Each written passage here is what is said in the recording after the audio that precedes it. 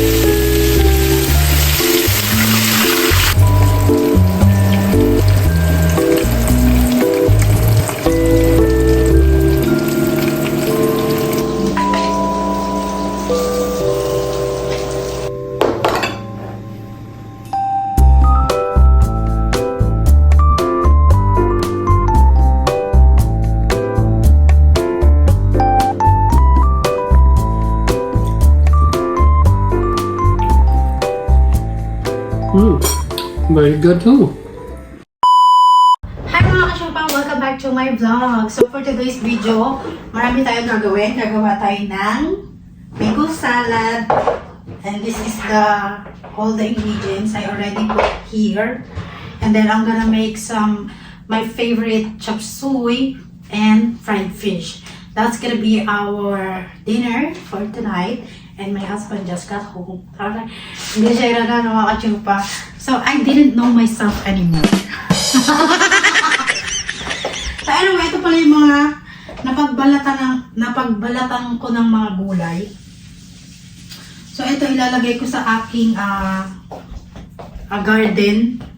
Ayan mga kachupa. Para yung aking, konti lang kasi yung aking soil. Ngayon para dumami siya, lalagyan natin siya ng mga gantong gulay na mga pinagbalatan para hindi naman to sayang kasi ito is fertilizer din sa ating mga gulay pag nagtatanim ako.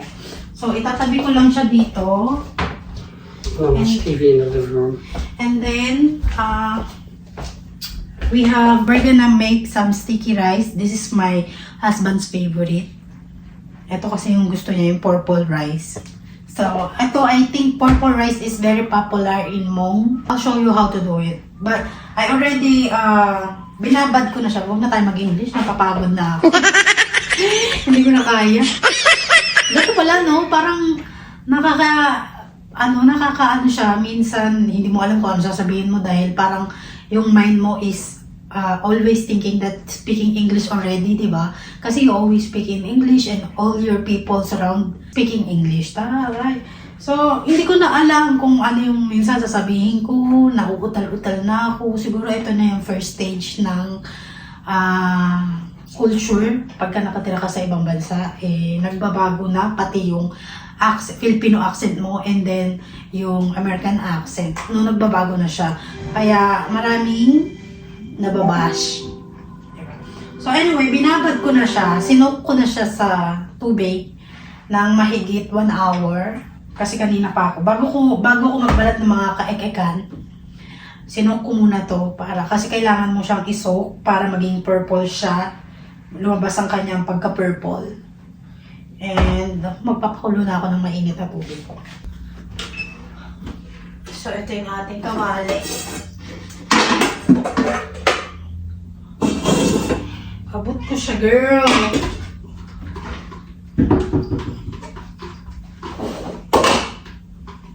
So, ito yung ating gagamitan ng sticky rice. Kasi ganito sila. Parang siyang steamer, mga kachupa. Pero ganito siya. Di ba lagi niyo ako nakikita na gaganto? So, lagyan lang natin siya ng tubig. And then, pakuluan na lang natin siya ng tubig. And then, ilalagay natin dito yung sticky rice. And then, lulutuin mo siya na parang sinaing lang na kanin.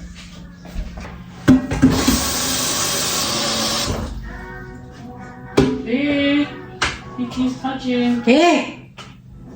Baba! Tigas ng pet na itong batang to. Bakit hindi mga pagsabihan? Ha? Hindi nakakaintindi ng Tagalog?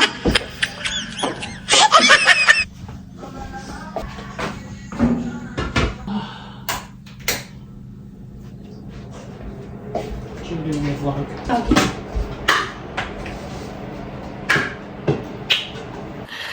Sana all. You want Kiki in here? Yeah. Come on. Come on. Come on. You're gonna have to carry me. Ibababa ko lang tong ating mga basura at itong aking fertilizer sa basement.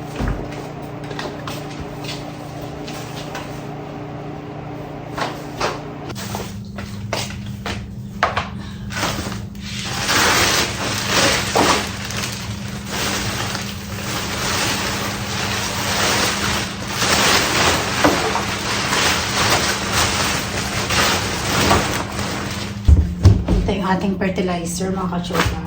Itong mga pinagbalatan, o diba, dumami na. Tapos, i-cover mo lang siya. I-cover mo lang siya, ganyan. Para pag nabulok, ang lupa ay magiging mataba. Hindi siya mangangamoy. Yan. Cover lang natin siya ng ganyan.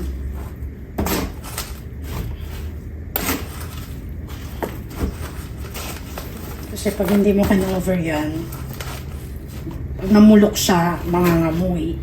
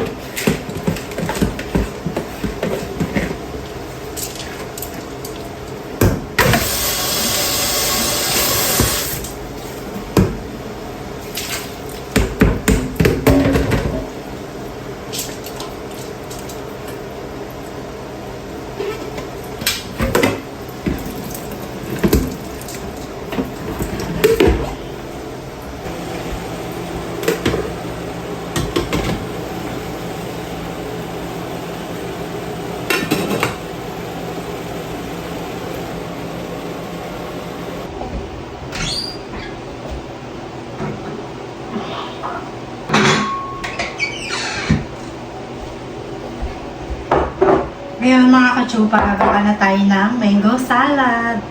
We have a mango here.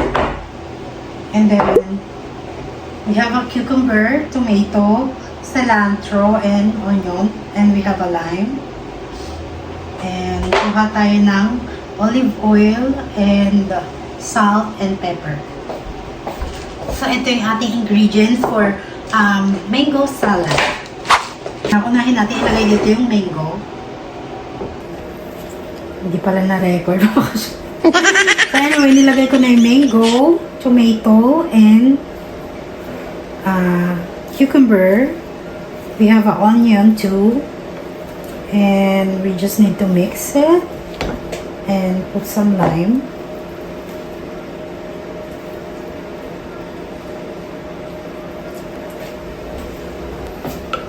Put some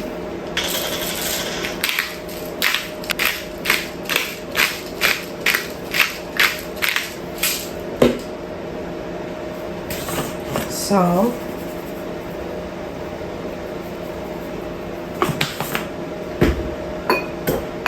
and olive oil.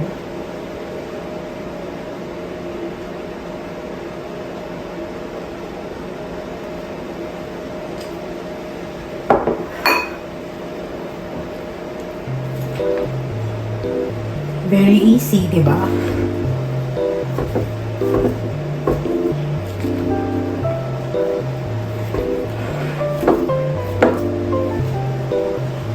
Mix mo lang siyang ganyan.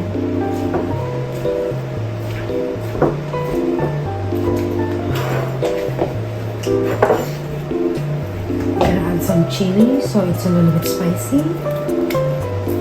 Only one chili kasi I think it's very.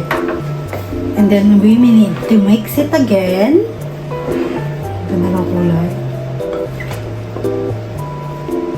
Nagkuha tayo ng mint dito. For perfect mint.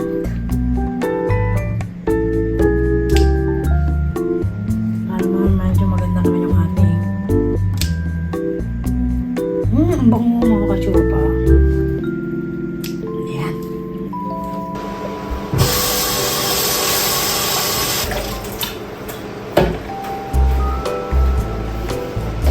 Lagyan lang natin ang meat dyan.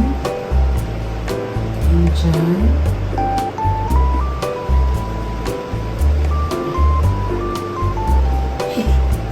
Perfect! Diba meron na tayong mango salad? Kaya mga kachupa. Diba? Ang ganda, pang mayaman. Kahit hindi mukha kang mayaman. Pag mumukha kang mayaman. Kaya ito pala yung aking fish. Lagyan lang natin siya dyan. And lagyan lang natin siya ng asin. And then prito natin. Ito yung aming tilapia.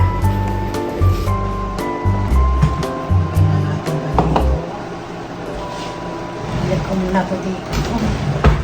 Medyo makulo na yung ating kitchen. Medyo masikip na. So dito ako magluluto ng isda. Saan na natin? Ayan. So, habang niluluto ko yung isda, ako may magluluto rin ng chop suey dito. And then, we have a rice here. Malapit na siya maluto. So, anyway, ito pala yung mga aking chop suey. Ito yung aking ingredients for my chop suey. We have cauliflower and cabbage. We have sweet peas and red bell pepper, and we have carrots. Unahin ko muna to. Unahin ko kasi medyo matigas to. And then we have 1 chili and onion and garlic. So, habang pinaiinit ko tong aking kawali, ready ko na yung aking sandok na gagawin. Ito yung aking sandok. Ang sarap-sarap magluto mga kachupa. Hindi ko alam kung anong isasahog ko dito sa aking chop suey. Siguro wala na lang sahog kasi meron naman na kami isda. So hindi ko lang alam. I-ready ko lang yung aking cornstarch na may tubig. Para hindi na ako mag-ahol later. Ito yung ating cornstarch. Nalagyan ko lang ito ng tubig. Since meron ditong tubig, ito na lang yung gagamitin ko. And then, maglalagay ako ng cornstarch.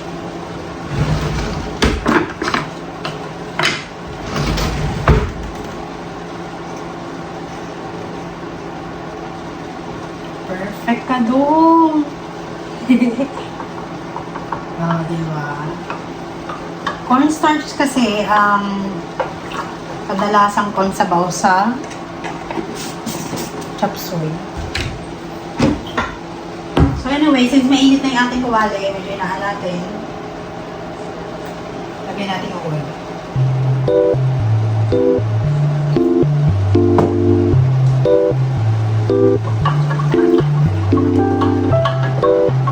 Parang ako naglalaro lang, no? Alam mo naglalaro, pero okay din to, no? Kasi pagka hindi ka, wala kang ginagawa, parang lalo na di-depress. Lagyan natin garlic.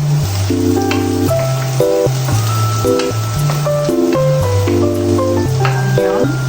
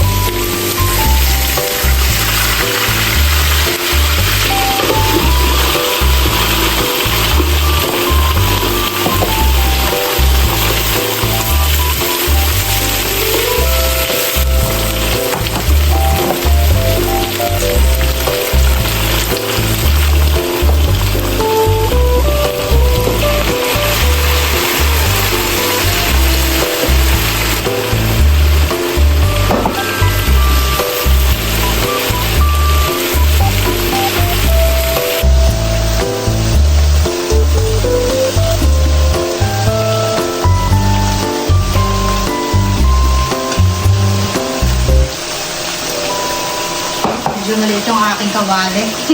Palitan natin.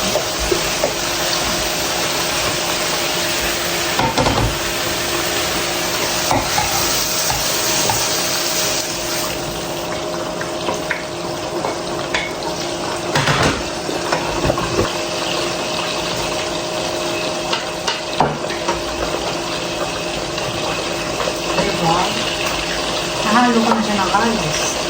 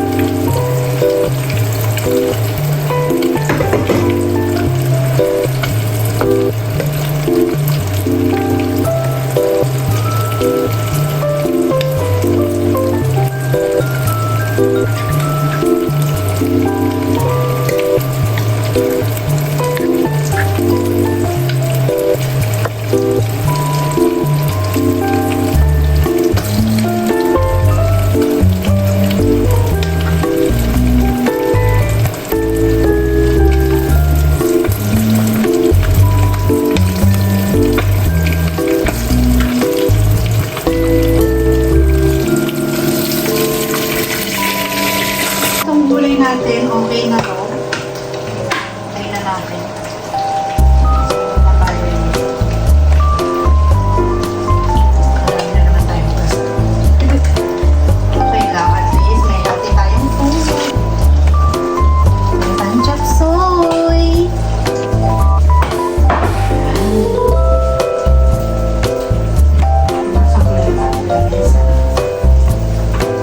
So, may kakain na tayo ng dinner.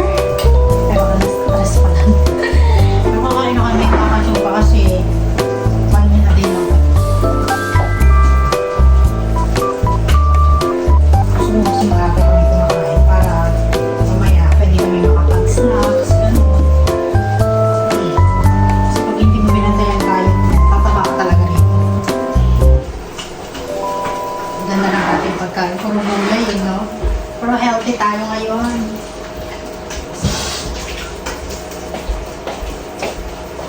Nagpapagod po na itong ating buhay.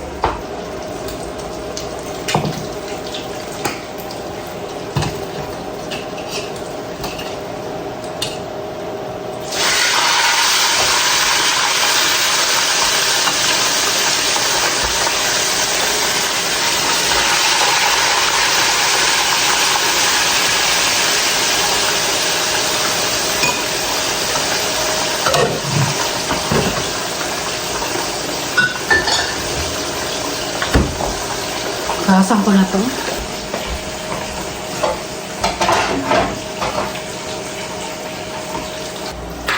na tong fish natin.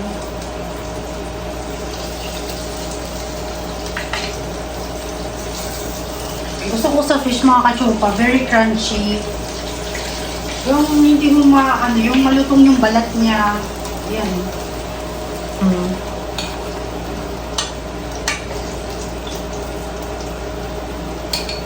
Yan. Perfect na perfect. Ay, ang sarap mo ng ating ulam. Sandok na tayo.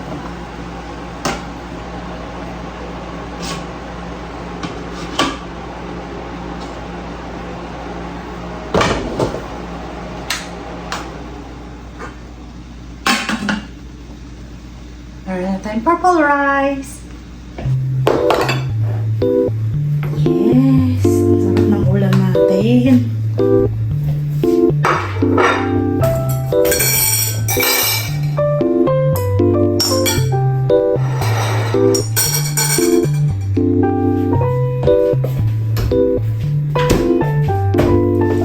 Kain na kayo mga kachupa.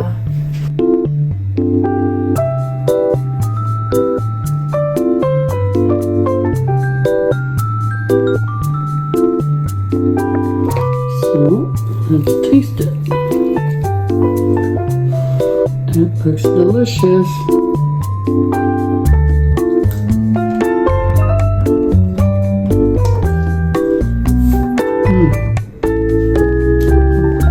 Of course it's good. Good as usual. Good?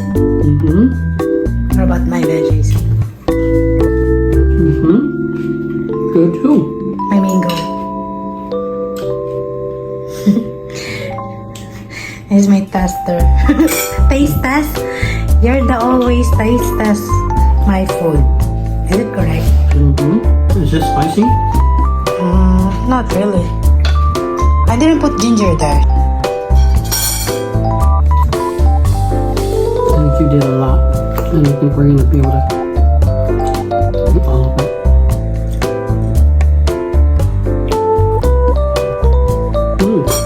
Very good too. Really? Mm-hmm. So what do you like the most? They're all good. This is more like a appetizer or dessert. Yeah, mango salad. It doesn't- And then this is mint. I just get it from my garden.